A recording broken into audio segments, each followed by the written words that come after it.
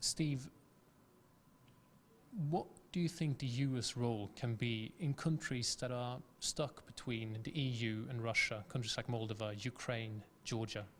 Well, the United States is going to be very careful. I mean, President Obama just gave a long interview in which he discussed essentially a Russian sphere of influence. He simply made it clear that if Russia decided to play hardball, as it was, in Ukraine or other countries on the borderlands, there wasn't a lot the United States should do about it. That doesn't mean we can't keep faith with the people who are there, that we can't help bring along a more democratic way of life, and we can hold out, in principle at least, NATO membership if that's what these countries want. But as we found out with Ukraine, it's not always so clear and people's attitudes change. But the one thing the United States will not do is intervene militarily in a place like Ukraine. At the same time, you know, we have a lot to do with helping the economy, with the World Bank, with getting rid of debt, with making Ukraine more independent economically of Russian influence. But in terms of hard power, we're not making the kinds of promises we made to Hungary in 1956. It's a different world. It's a less ideological world. It is more about geographic areas and where our real interests lie. And when it comes to the United States, at least in the last, or during the Obama administration, it feels like the United States have retreated a bit from Europe. Do you think that this is do you agree with this? And do you think that this retreat might continue? Or what sort of United States will we see in the next 8 years? Well, the United States has always wanted the Europeans to take a little more responsibility for themselves. After all, the EU is bigger than the United States. It's richer than the United States, but it has been free riding on US nuclear and military power. At the same time, with a more resurgent Russia, which is a revanchist Russia, which is no longer considered a post-Cold War partner of the West, the US has now put more troops into Europe. I mean, reluctantly, because it wants to spend more time and money on Asia. I mean, we are an Asian power, which everyone forgets, and China is considered a much greater threat to world trade and even our influence than Russia is. At the same time, NATO is moving toward more of a deterrence along the new border with Russia, which includes obviously all the NATO states, and it is also intended to deter Russia from other kinds of adventures like Crimea. Now you can imagine that Ukraine might have gone differently.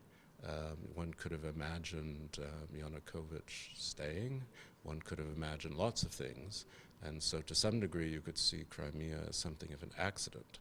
But it happened, and it has inspired a whole new attitude, I think, on the part of Washington, not to undermine what we're doing in Asia, but to help beef up deterrence in NATO, certainly. Where does this leave the many frozen conflicts we see in the borderlands of Europe? I'm afraid it leaves them still pretty frozen, because it's, you know, I mean, in a way, people have got to try to take control of their own destinies. They can't rely on help coming from the sky.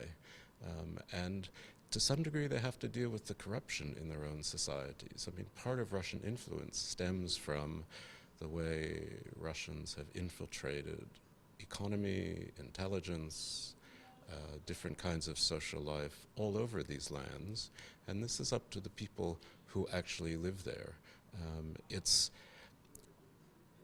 There is always going to be a zone between NATO and Russia. There's always going to be a zone, particularly now, between the EU, which is a little tired of expansion, and Russia. Russia has now made it very clear it objects not just to NATO expansion, but to EU expansion also.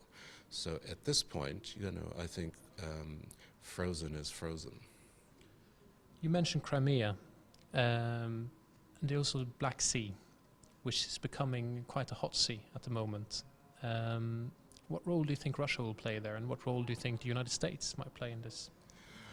Well, I remember going to Crimea in the old days under the Soviet Union. I mean, it was always a very important Russian port. Right? I mean, Catherine the Great, 1760 something. So, I mean, one understands, Russian desire to control parts of the Black Sea. What worries many people is the new tension between Russia and Turkey, because Turkey, after all, is a NATO member, and Turkey has real interests in the Black Sea. So as people struggle over spheres of influence, people struggle over gas and oil supplies, people struggle over pipelines, it is absolutely true that it has become, more of an area of, I wouldn't say confrontation, but of tension.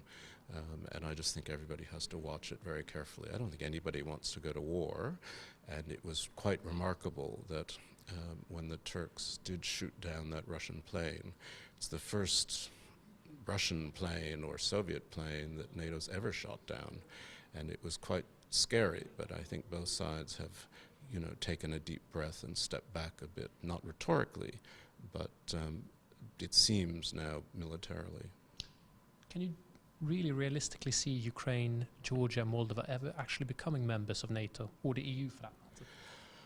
Well, the EU is a harder issue, really, because there's so much that would have to be done economically, in terms of rule of law, in terms of corporation structures, to make them ready for the EU. NATO, it's really, in a way, up to them. It's hard to imagine. It's just that the problem we always have is we think the future is going to be like today or tomorrow, and it isn't. Things change. I mean, Putin won't be there forever. We don't know what kind of structure will replace him. We had no idea he was going to arrange the kind of autocratic structure that he did in fact arrange. There's been a lot of perhaps innocent dreaming about the kind of Russia that might emerge, but at the same time, things don't stay the same.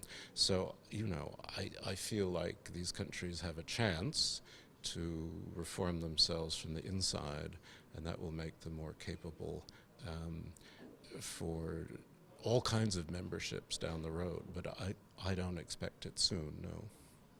Where does this leave the European Union? You sort of mentioned a bit that it doesn't seem that European Union really is living up to its promise. It's not really stepping up yet. How do you see the European Union at the moment, but also in a few years down the road?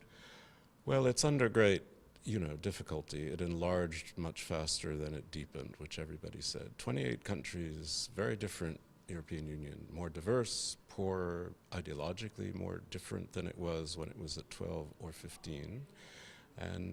And power has shifted too. What worries me about the EU is that since the crash in 2008, basically it's failed to deliver jobs and growth. That's the biggest problem. And that's a problem all over the EU. And now it is faced with other kinds of problems like a migrant crisis, which is going to go on for years. It's not just a matter of Syria, it's a question of North Africa. We have to worry about desertification.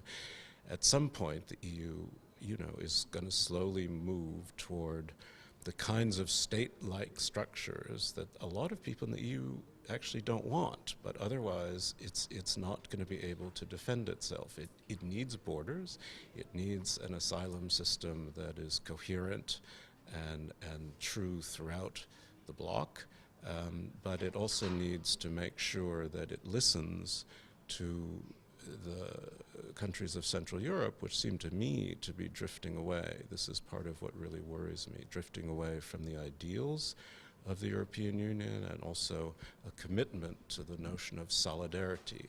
Some of these countries have been very happy to take EU aid, but have been far less willing to help the EU out, particularly on questions of asylum, when the EU needs that kind of help. Steven, thank you very much. Thank you.